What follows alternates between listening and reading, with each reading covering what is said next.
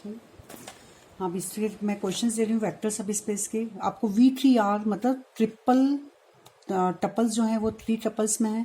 ये एक फील्ड दे रखी है, ये वेक्टर सब स्पेस दे रखा है। V3R इज ए वेक्टर सब स्पेस, ये आपको दे रखा है वेक्टर स्पेस, सॉरी सदिश समष्टि दे रखी है। तो W1 इस तरह से डिफाइन है, दूसरा क्वेश्चन W1 इस तरह से डिफाइन। 3 क्वेश्चन मैंने डाले हैं, तो आपको ये बताना है कि W1 क्या सब स्पेस है। तो मैं क्वेश्चन नंबर 1 ले रही हूँ। तो W1 को मेरे को वेक्टर सब स्पेस दिखाना है, मतलब मुझे लेकर चलना पड़ेगा। W1 किस तरह से डिफाइन है यहाँ पर? W1 डिफाइन है x 2y 3z where x y z belongs to R। तो मैं लेकर चलूंगी यहाँ पर कि ए अल्फा और बीटा W1 के 2 एलिमेंट्स लेकर चलूंगी। तो मीन्स मैंने माना अल्फा बराबर इसी ऑर्डर में 3 ट्रिपल्स में और इसी फॉर्म में होंगे वो। तो ये होगा x1 2y1 एंड 3z1, ठीक है। और बीटा मैंने माना, तो बीटा मैंने लिया, यह है x2 2y2 एंड 3z2, ठीक है। ये बिलोंग्स टू W1 और ये भी बिलोंग्स टू W में लिखें, W में।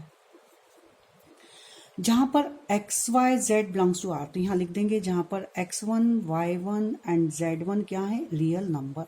ये भी कह रहा है यहाँ से x2 and y2 and z2 are real number, ये रियल नंबर है। तो मुझे बताना है कि वेक्टर सब स्पेस की कंडीशन मैं बता दूंगी। तो मैं शो करूंगी कि ए अल्फा मैं कंसीडर करूंगी यहाँ पर कि A alpha plus B beta लेकर चलूंगी। और इसको यदि मैं इसी फॉर्म में 3 टपल्स में लिखूं कि पहला एलिमेंट सेकंड में 2 टाइम्स आए और थर्ड में 3 का मल्टीपल हो, इसी फॉर्म में यदि मैं लिख दूं और जो अंदर जो एलिमेंट्स यूज हो रहे हैं वह सब रियल नंबर हो, तो ये मेरा A alpha plus B beta W में बिलोंग्स हो जाएगा।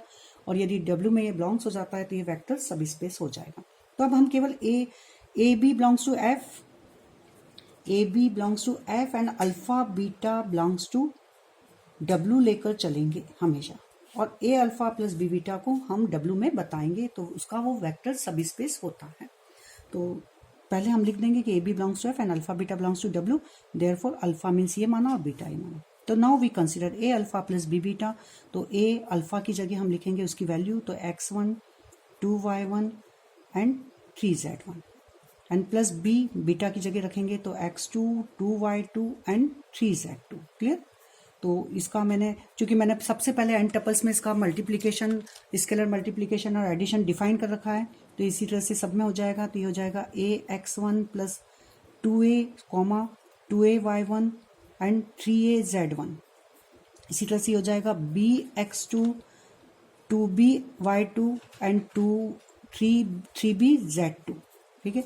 अब 2 टपल्स का सम भी मैंने बताया था, जब n टपल्स का है तो आप 3 टपल्स का आराम से कर सकते हैं। फर्स्ट का फर्स्ट के साथ एडिशन, तो ये हो जाएगा ax1 प्लस bx2 कॉमा ये 2ay1 एंड 2by2। तो इसको 2 को मैं बाहर निकालूंगी कॉमन, तो यहाँ आ जाएगा 2ay1 प्लस by2 कॉमा, अब इनको ऐड करेंगे तो इसमें से 3 कॉमन निकल रहा है, यहाँ आ जाएगा az1 प्लस bz2, ठीक है।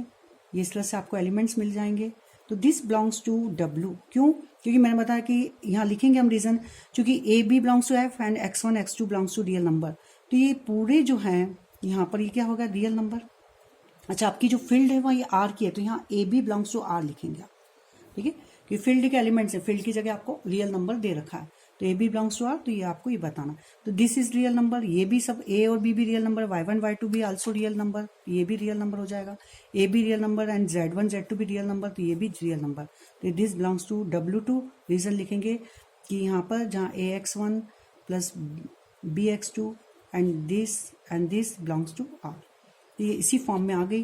तो यहाँ से मिला आपको कि A alpha plus B beta belongs to W2, means W2 is a vector subspace. इसी तरह के दोनों क्वेश्चंस करिएगा, दिखेगा कि ये हो वेक्टर सब स्पेस है या नहीं। अब एक क्वेश्चन यहाँ पर ऑब्जेक्टिव में इस तरह से आता है कि ये RR ये वेक्टर सब स्पेस है, होगा या नहीं। QR RQ इस तरह से दिया रहता है। तो देखिए यहाँ इसको बहुत आसानी से हम चेक कर सकते हैं। RR ये वेक्टर सब स्पेस, क्योंकि ये वाला जो ऊपर है हमारी एक प्रॉपर्टी होती है कि ए अल्फा, ध्यान दीजिए, RR CR RC QR and RQ इस पर, ठीक है। तो देखिए ये वाला जो होता है मेरा होता है over F is a vector space. तो यहाँ पर एक कंडीशन जो हमारी स्केलर मल्टीप्लीकेशन होती है कि A belongs to F and alpha belongs to V, तो which implies A alpha belongs to V, मतलब इन दोनों एलिमेंट्स के इसके एलिमेंट्स का प्रोडक्ट किस में होना चाहिए, वी में, मतलब वी सुपर सेट होना चाहिए। मीन्स यहाँ से देखिए तो आर ये इसका सुपर सेट होना चाहिए अंदर वाले का, तो है यहाँ से चूंकि ये सुपर सेट होना चाहिए आर का, तो हम जानते हैं कि complex number R is a real number is a subset of complex number, तो ये भी फिल्ड होगा। ठीक है, आर सी ये नहीं होगा क्योंकि यहाँ पर C does not subset of R. ठीक है, ये अंदर वाला इसका सबसेट होना चाहिए। क्या ये हो रहा है, ये नहीं हो रहा। देखिए कैसे हम इसको शो कर सकते हैं, हम लेंगे यहाँ पर फील्ड का कोई एलिमेंट्स, फील्ड मुझे दे रखा है कॉम्प्लेक्स नंबर, तो लीजिए 2 + 3i लिया मैंने बिलोंग्स टू सी, एंड ये लिया मैंने एक वेक्टर। ठीक है, तो ये मैंने लिया 2 बिलोंग्स टू आर, इसका एक एलिमेंट्स ले लिया, इनका प्रोडक्ट मतलब 2 + 3i × 2, ये जो प्रोडक्ट करूंगी मीन्स ये आ जाएगा आपका 4 + 6i। क्या ये किस में बिलोंग्स होना चाहिए, ये आपका है फील्ड, मतलब ये एफ की जगह है, ये आपका वेक्टर की, ये इसमें दोनों का ये किस में होना चाहिए, वेक्टर में। क्या ये हो रहा है, नहीं, क्योंकि यहाँ वी की जगह क्या है, रियल नंबर की। तो मैंने कहा चेक करने के लिए कि जो अंदर वाला है वो बाहर वाले का सबसेट होना चाहिए, ये नहीं है तो ये फील्ड नहीं है। यहाँ देखिए R is subset of Q, क्या होता है, ये भी नहीं होता। रियल नंबर रैशनल नंबर के कभी सबसेट नहीं होते, ये भी फील्ड नहीं होगा। एग्जाम्पल दे के क्लियर कर सकते हैं इसको भी हम। यहाँ पर रियल नंबर आप √2 ले लीजिए, ठीक है, √2 और ये क्यू मतलब 3/2 कुछ भी लेंगे तो इन दोनों का मल्टीप्लीकेशन भी क्यू में नहीं आएगा। ये हो सकता है क्योंकि Q is a subset of R होता है। तो इस तरह से हम बड़ी आसानी से चेक कर सकते हैं कि वो वेक्टर स्पेस होगा या नहीं। नेक्स्ट मेरी वीडियो जो रहेगी स्पॉन और बेसिस पर रहेगी। अब आप बिल्कुल ध्यान से इसको समझिएगा, सब्सक्राइब करिए चैनल।